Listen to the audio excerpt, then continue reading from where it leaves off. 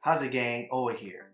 I just completed my first cosplay and I wanted to talk about some of the mistakes I made and the things I learned while working on this project. If you're considering making your own cosplay, hopefully this video will help you with any concerns or fears you have, especially if you're making a Din Djarin, aka Mando, cosplay.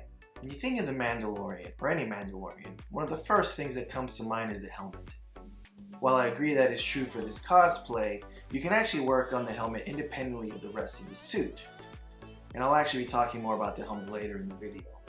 But for right now, I want to talk about what I think is probably the next most important item and what is crucial to tying the entire suit together, and that's the flight suit. I think it is very important to take care of the flight suit early on in your cosplay build. A quick search online will yield a number of options for flight suits, and if you're planning on going the route I did, getting a pre-made flight suit, you're really only limited by your budget. While I was researching options for flight suits online, I personally decided to go with a more budget-friendly option based on some YouTube videos I found. I ended up picking up this version of the Mando flight suit from skycostume.com. For context, I'm about 5'10", 195 pounds with a 42-inch chest, and chose to get the large based on the sizing recommendations from the Sky Costume website. Have you ever seen the movie Tommy Boy? That guy in a little coat. That guy in a little coat. Don't. That guy in a little coat. I won't say I got burned, as the pants and the flak vest fit very well. The shirt is a different story. Thanks to my genetics, I'm a bit wider in the shoulder, and the measurements just don't account for someone of my build in my opinion. The sleeves are short. Not a big deal because of the gloves, but the shirt is tight in the shoulder area and restricts vertical arm movement because of this. If you plan to buy this flight suit, I highly suggest you size up. Parts might be baggy in some places, but most of that's going to get covered by the armor anyway, and it's a lot easier to take in fabric than it is to take it out. Next, I want to talk about the boots and the gloves. A quick note about the boots and the gloves. I highly suggest you obtain these items before you begin working on the bracers and the shin armor and the left leather armor pieces. You can do without them, of course, but be prepared for potential fit issues around your wrists and ankles. I want to say these two items you can complete prior to obtaining your flight suit, but be careful. If you have these items custom made like I did, you'll have to be wearing pants to get the correct circumference for your ankles for the boots. In my case, I purchased custom boots and gloves from Crow Props out of Ecuador. They came highly recommended from Galactic Armory. I'll post a link to the video where he talks about them in the description below, when he was building his Mandalorian cosplay. Turnaround time to when I received my order was roughly 4 to 5 weeks. Something to keep in mind if you're trying to complete your cosplay by a certain date.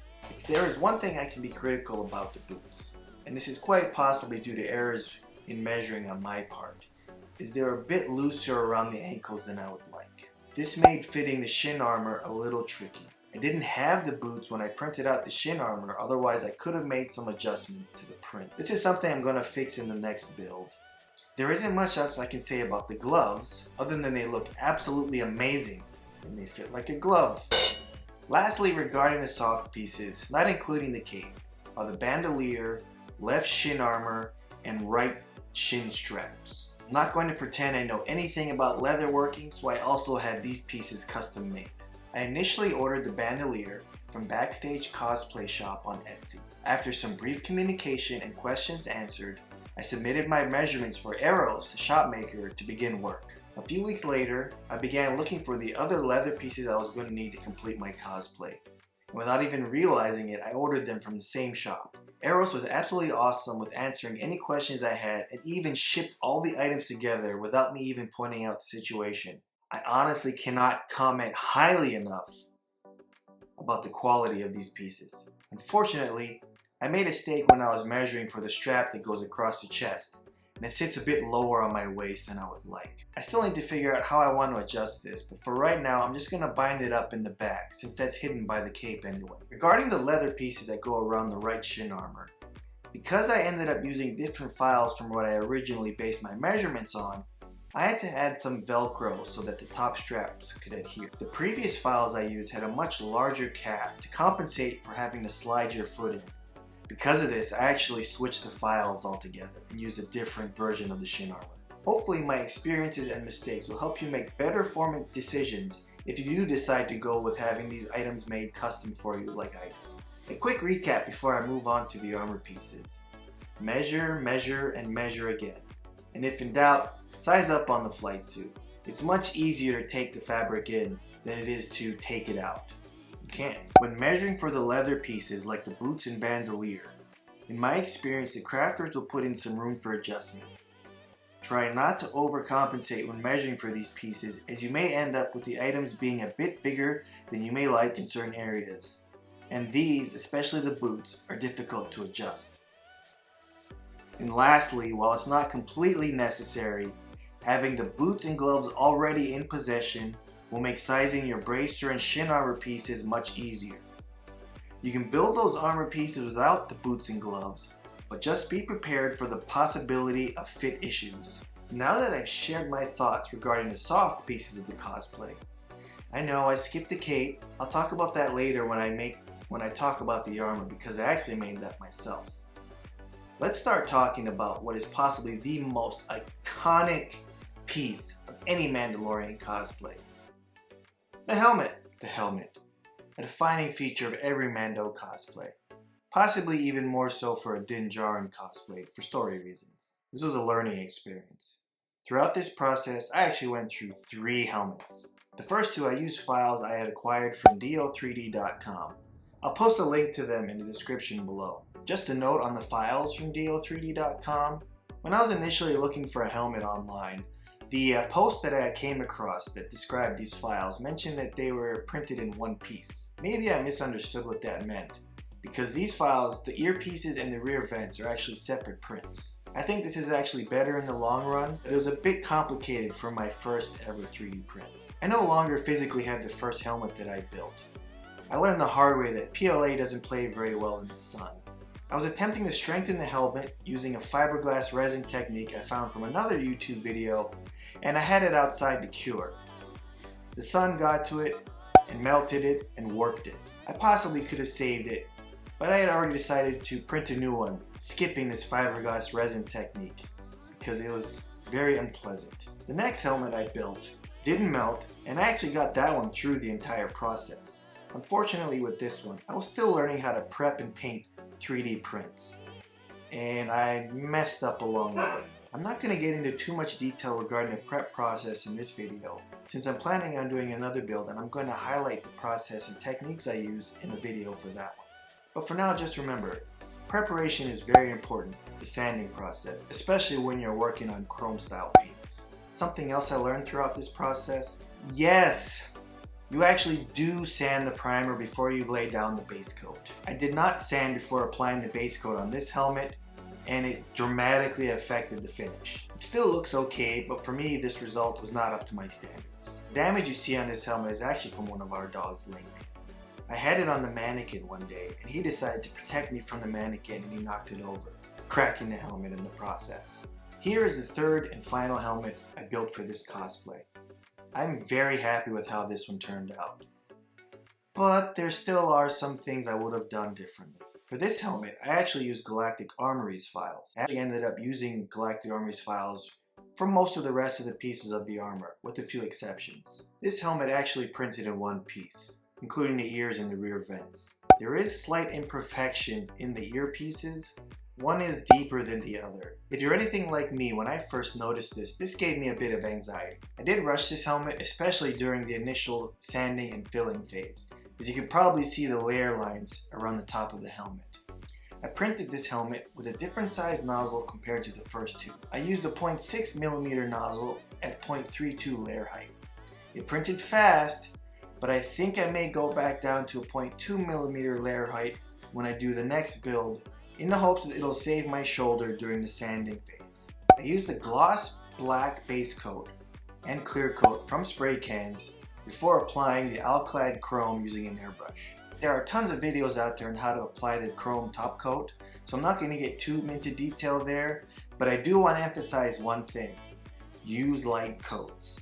It's easier to use light coats to get the finish you want, as opposed to using a heavy coat hoping it turns out the way you want. Otherwise, you're gonna have to sand it all the way back down to the primer and redo the gloss black and clear coating phases. Biggest mistake I made with this helmet, I made it too small.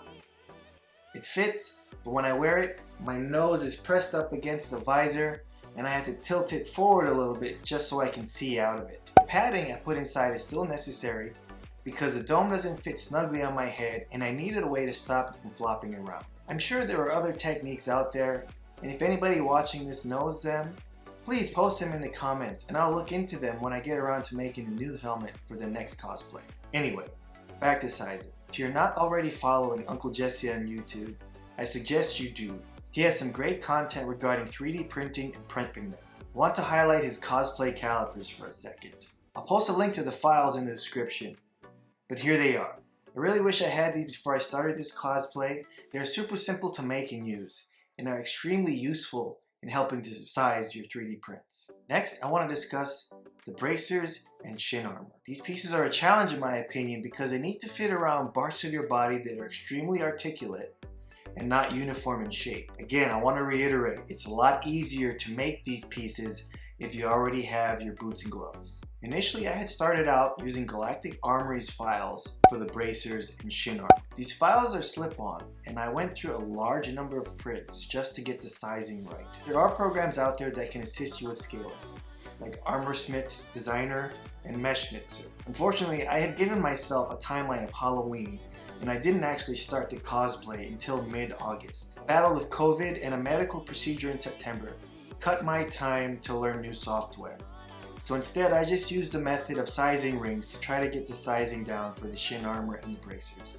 In the end, I ended up switching to Great Ape Studios files because of their two-part construction. I was very excited when I was able to print out the bracers and the shin armor with default scaling and everything fit very well, until I got the boots and gloves. When I tried the pieces on while wearing the boots and gloves, everything was a little tight, especially the bracers. This was less of an issue with the shin armor because I had the leather straps from backstage cosplay to help hold things together. It was a bigger problem with the bracers because I was attempting to use magnets to hold the bracers together around the gloves. I actually made a short video on how I made this work because I had a heck of a time finding anything on this except for a few old archived forum posts. Thankfully, I managed to get them to hold together by just throwing more magnets at them.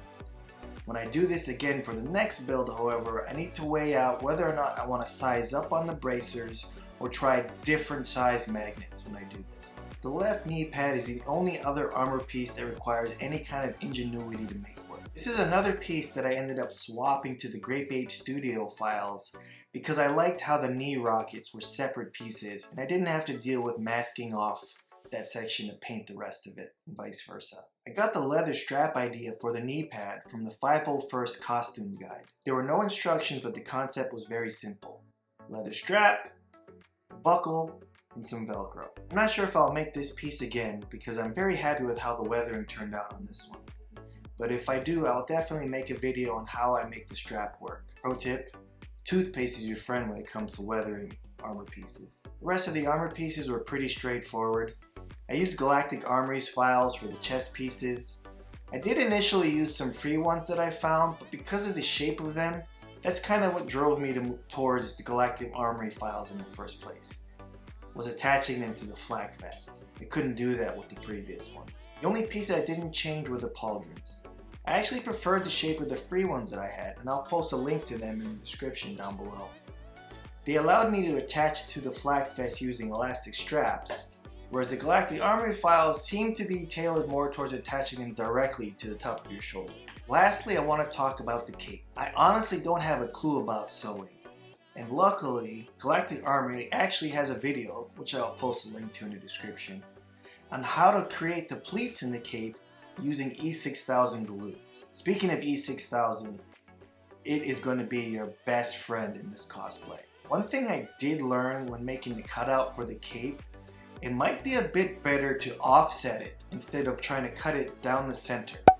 I will definitely experiment with that with the next cape I do for the next cosplay. When it comes to attaching the armor to the actual suit, I used E6000. Oh my god, damn it, Diet Pepsi.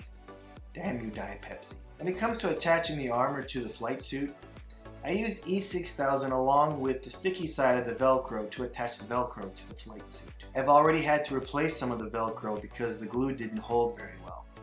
If you can sew, I highly suggest you sewing the Velcro onto the flight suit, and I'm going to attempt to learn how to sew to do this myself with the next cosplay build. E6000 definitely works, but I don't think it should be used as the permanent solution. The final thing I wanted to talk about is setting reasonable expectations and goals for yourself regarding the cosplay. This was my very first cosplay and I wanted everything to be perfect first try. I'm sure there are individuals out there who could accomplish this task, but I am not one of them. Because I didn't know when to stop, I spent over a week sanding and prepping the helmet. In the long run, I don't think this is any good for your mental or physical health. I just could not stop. I just wanted everything to be super smooth. And in the process, I made so many mistakes that hurt the process, especially on the second helmet I built. It wasn't until the last week before Halloween where I finally figured out how to set realistic expectations based on my own capabilities for myself. And I managed to get through prepping and painting quite a large number of armor pieces. Something that helped me get over my unrealistic expectations of myself was assuring myself that I could come back and tweak it later. Just remember, especially if this is your first cosplay, it's okay if it's not perfect. You can come back and tweak it later. If you're unsure of your technique regarding prepping and painting 3D print armor, the left thigh armor piece is a fairly flat piece to sand, fill, and paint to get a better understanding of the painting process. I actually did this after messing up on the second helmet, and I think it worked out pretty well for me. Despite the many setbacks I had attempting to put this cosplay together, I had a lot of fun doing it. I learned quite a bit about painting and myself in the process, and going forward, I'm looking forward to learning how to sew, especially in regards to the cape. I'm very happy with how the current iteration of my Mando cosplay turned out. I had a lot of fun wearing it when I went trick-or-treating with the kids, and I'm looking forward to making a better version of this cosplay by my next try. I hope I was able to provide a good guide on things to look out for when building this or potentially any cosplay using 3D print armor. In the meantime, check out my video on how I use the elastic straps and magnets to put the Great Ape Studios bracers together. Thanks for watching. Aloha.